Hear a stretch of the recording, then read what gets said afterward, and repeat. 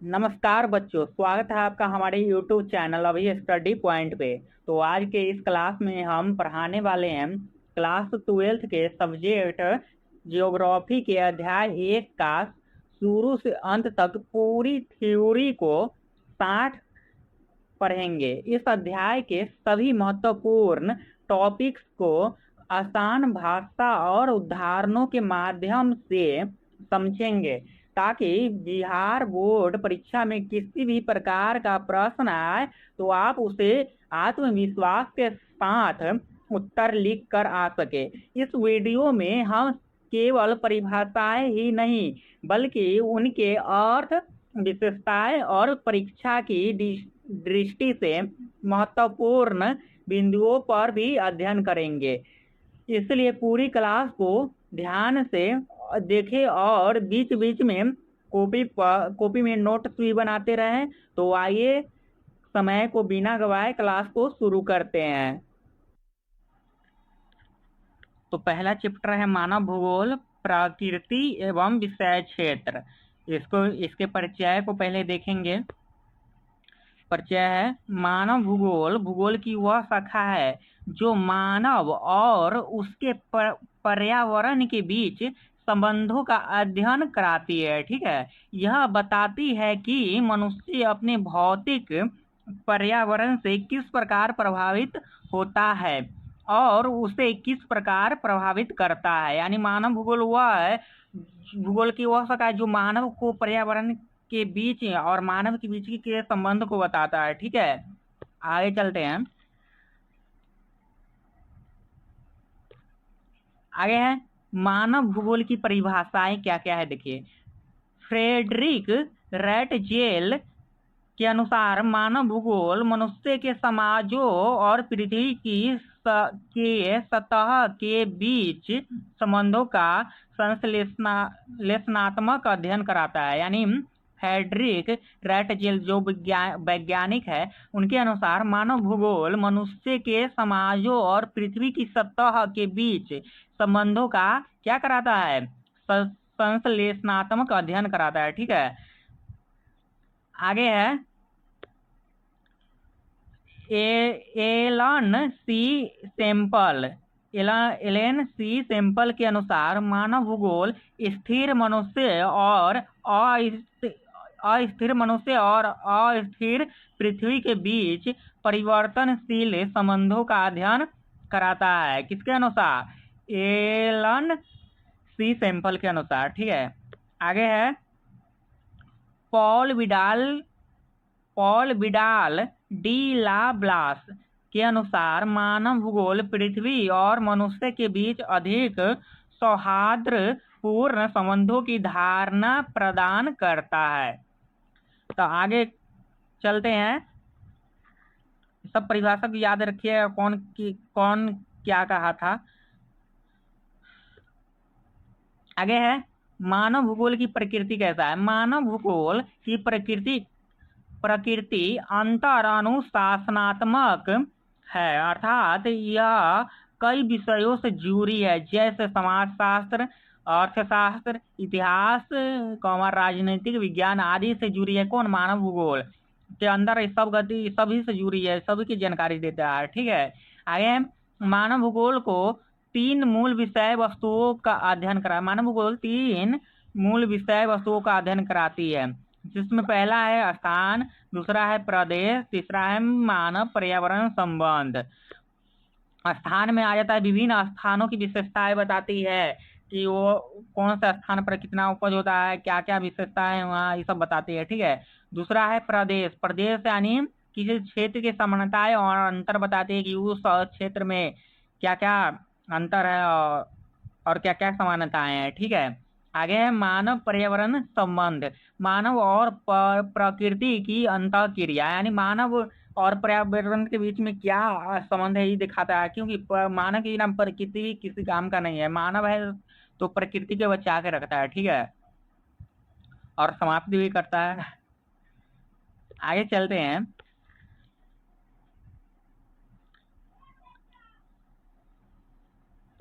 आगे है मानव और प्रकृति के संबंध 3 दृष्टिकोण है। मानव और प्रकृति के संबंध के को 3 दृष्टिकोणों में बांटा गया है। पहला है निश्चयवाद, ठीक है, निश्चयवाद। निश्चयवाद क्या है, इसको पढ़ते हैं। इस विचारधारा के अनुसार मनुष्य का जीवन और क्रियाकलाप पूरी तरह प्रकृति यानी पर्यावरण द्वारा निर्धारित होते हैं। प्रकृति मनुष्य पर हावी रहती है और मनुष्य प्रकृति का दास होता है।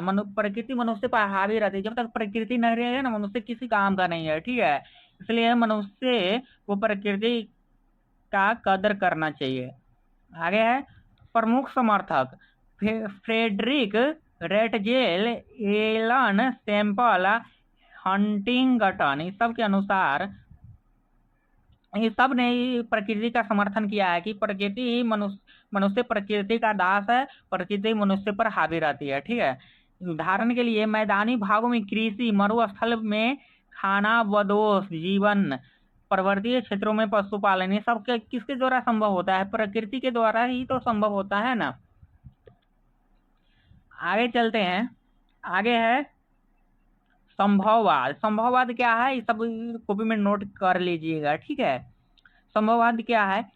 इस विचारधारा के अनुसार प्रकृति केवल संभावनाएं प्रदान करती है। यानी संभववाद में प्रकृति क्या करती है? केवल संभावनाएं प्रदान करती है। मनुष्य उन संभावनाओं का उपयोग अपनी इच्छा और तकनीक से करता है। यानी प्रकृति सिर्फ संभावनाएं देती है, लेकिन उसका उपयोग कैसे करना है यह मनुष्य अपनी दिमागी और तकनीक के उपयोग हेतु बनाता है, ठीक है।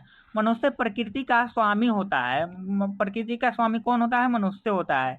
प्रमुख समर्थक Paul Vidal de Blache, Lucien Febvre के अनुसार मनुष्य प्रकृति का स्वामी होता है, क्योंकि जब तक मनुष्य अगर प्रकृति का उपयोग अपना दिमाग से, अपनी तकनीक से उपयोग नहीं करेगा तो फिर प्रकृति का क्या काम, ठीक है। तब बिना मनुष्य के प्रकृति और बिना प्रकृति के मनुष्य का जीवन संभव नहीं है, ठीक है। उदाहरण में देखते हैं। मनुष्य ने मरुस्थल में सिंचाई करके कृषि, समुद्र पर पुल बनाए, पहाड़ों में सुरंगें बनाए। यानी पहाड़ में सुरंग बना दिया मनुष्य ने। प्रकृति तो पहाड़ दिया, लेकिन उसमें सुरंग किसने बनाया? मनुष्य ने। प्रकृति ने भूमि दी, लेकिन उसमें उपज किसने किया? मनुष्य ने कृषि किया, ठीक है। समुद्र पर पुल किसने बनाया? मनुष्य ने बनाया। तो इसलिए प्रकृति और मनुष्य एक दूसरे के साथ जुड़े होते हैं, ठीक है। यह संभववाद में आता है। आगे चलते हैं। आगे है नौ निश्चयवाद यानी मध्य मार्ग। इसको रुको और जाओ निश्चयवाद भी कहते हैं। नौ निश्चयवाद को क्या कहते हैं? रुको और जाओ भी कहते हैं। रुको और जाओ निश्चयवाद कहते हैं। यह विचारधारा ग्रिफिथ टेलर ने दी। इसके अनुसार न तो मनुष्य पूरी तरह प्रकृति का दास है और न ही पूर्णतः स्वामी। यानी इसके अनुसार न तो मनुष्य पूरी तरह प्रकृति का दास है और न ही पूरी तरह स्वामी है, ठीक है। मनुष्य प्रकृति के नियमों का पालन करते हुए अपनी इच्छा अनुसार कार्य कर सकता है, परंतु एक सीमा तक, ठीक है। इसका प्रमुख समर्थक कौन था नवनिश्चयवाद का? Griffith Taylor. यानी हमने पहले देखा थे निश्चयवाद में, जिसमें पहले देखे थे हम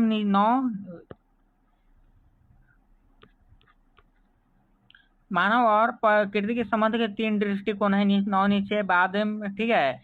इसमें विचारधारा के अनुसार मनुष्य जीवन और क्या पूरी तरह प्रकृति द्वारा, यानी इसमें देखो नौ निश्चयवाद में प्रकृति मनुष्य पर हावी रहता है, ठीक है।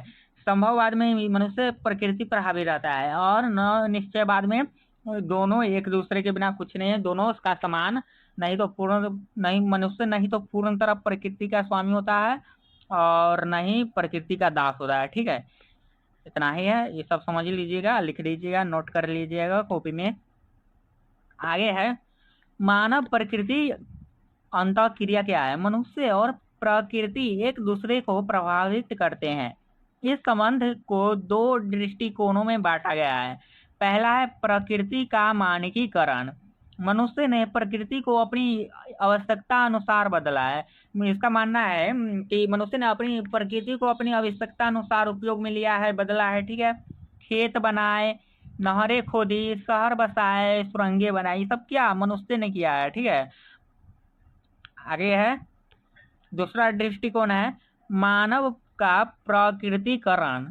मानव का प्रकृतिकरण दूसरा दृष्टिकोण है। ठीक है, मनुष्य प्रकृति का ही एक हिस्सा है। जलवायु से खान पान, वेशभूषा, रहन सहन प्रभावित होता है। मानव प्रकृति का संबंध स्थिर नहीं है। तकनीकी विकास के साथ मनुष्य की प्रकृति पर निर्भरता बदलती रहती है। यानी तकनीकी जैसे जैसे तकनीक का विकास होता है ना, वैसे वैसे मनुष्य प्रकृति पर निर्भर होना बंद कर देता है। ठीक है, आगे चलते हैं। मानव भूगोल का विषय क्षेत्र।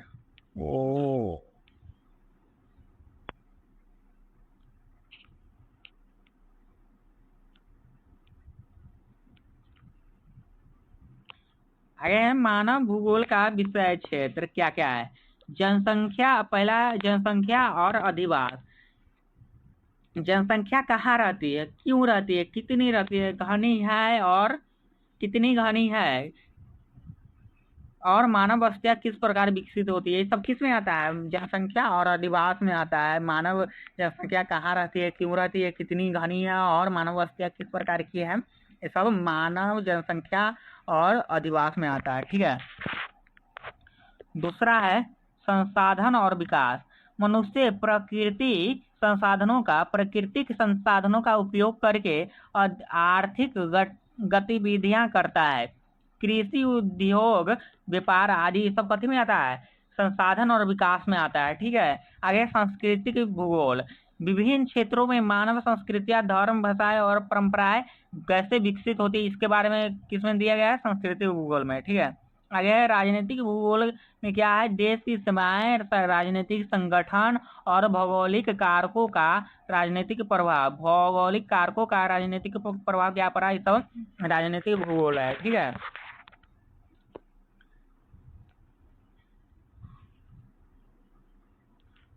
आगे है मानव भूगोल की उपशाखाएं कौन सी है। सामाजिक सांस्कृतिक शाखा है। पहला है सामाजिक भूगोल, दूसरा है सांस्कृतिक भूगोल। मानव भूगोल की सब शाखाएं हैं। ठीक है, और तीसरा है जनसंख्या भूगोल। तीसरा है जनसंख्या भूगोल, चौथा है ऐतिहासिक भूगोल। ये सब मानव भूगोल की उपशाखाएं। क्या है, उपशाखाएं। मानव भूगोल की उपशाखाएं कौन कौन सी है, सामाजिक सांस्कृतिक शाखाएं कौन कौन सी है। पहला सामाजिक सांस्कृतिक शाखाएं, देखो मानव भूगोल की उपशाखाएं दो है। पहला है सामाजिक सांस्कृतिक शाखाएं, दूसरा है राजनीतिक शाखाएं। ठीक है, तो सामाजिक सांस्कृतिक शाखाएं में सामाजिक भूगोल आता है, सांस्कृतिक भूगोल आता है, जनसंख्या भूगोल आता है, ऐतिहासिक भूगोल आता है। किसमें, सामाजिक सांस्कृतिक शाखाएं में। आगे है राजनीतिक शाखाएं। राजनीतिक शाखाएं में राजनीतिक भूगोल आता है, चुनावी भूगोल आता है, सीमा भूगोल आता है। ये सब किसमें आता है, राजनीतिक शाखाएं में आता है, भूगोल के राजनीतिक शाखाएं में। तीसरा है आर्थिक शाखा, इसमें आता है कृषि भूगोल, औद्योगिक भूगोल, विपणन या व्यापार भूगोल। विपणन या व्यापार दोनों एक होता है। ये सब किसमें आता है, आर्थिक शाखा में आता है। पर्यटन भूगोल आर्थिक शाखा में आता है। नीचे डायग्राम दिया गया है कि कौन से भूगोल किस शाखा में आता है। पहला है मानव भूगोल की शाखा है, जिसमें है सामाजिक सांस्कृतिक शाखा है, जिसमें सामाजिक भूगोल आता है, सांस्कृतिक भूगोल आता है, जनसंख्या भूगोल आता है, ऐतिहासिक भूगोल आता है। राजनीतिक शाखाएं है, जिसमें राजनीतिक भूगोल आता है, चुनावी भूगोल आता है, सीमा भूगोल आता है। आगे है आर्थिक भूगोल। इसमें कृषि भूगोल आता है, औद्योगिक भूगोल आता है, व्यापार भूगोल आता है, पर्यटन भूगोल आता है। मानव भूगोल की उपशाखाएं कितनी है? 3। सांस्कृतिक सामाजिक भूगोल और राजनीतिक भूगोल और आर्थिक भूगोल, ये सब मानव भूगोल की उपशाखा है। ठीक है, आगे चलते हैं।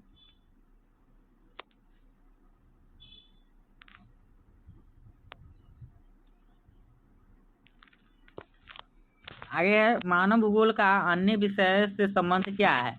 आगे मानव भूगोल का किस विषय के साथ क्या संबंध है वो समझना है। ठीक है, यानी मानव भूगोल का समाज शास्त्र के से क्या संबंध है? तो सामाजिक संरचनाओं और मानव समूहों का भूगोल पर प्रभाव सब सामाजिक शास्त्र में पढ़ते हैं। ठीक है, जिसका संबंध है मानव भूगोल से। आगे अर्थशास्त्र से मानव भूगोल का क्या संबंध है? आर्थिक गतिविधियों के बारे में पढ़ते हैं, उनके स्थानिक वितरण का अध्ययन करते हैं। किसमें? अर्थशास्त्र में। सब मानव भूगोल से संबंधित रखता है। ठीक है, चौथा है हिस्ट्री से क्या संबंध है? ऐतिहासिक घटनाओं का भौगोलिक संदर्भ में अध्ययन इतिहास में होता है, जो कि मानव भूगोल की एक शाखा है। ठीक है, मानव भूगोल से संबंध रखता है। आगे राजनीतिक विज्ञान, राष्ट्र राज्यों और सीमाओं का भूगोल से संबंध होता है। ठीक है, आगे बढ़ते हैं। आगे मानव शास्त्र।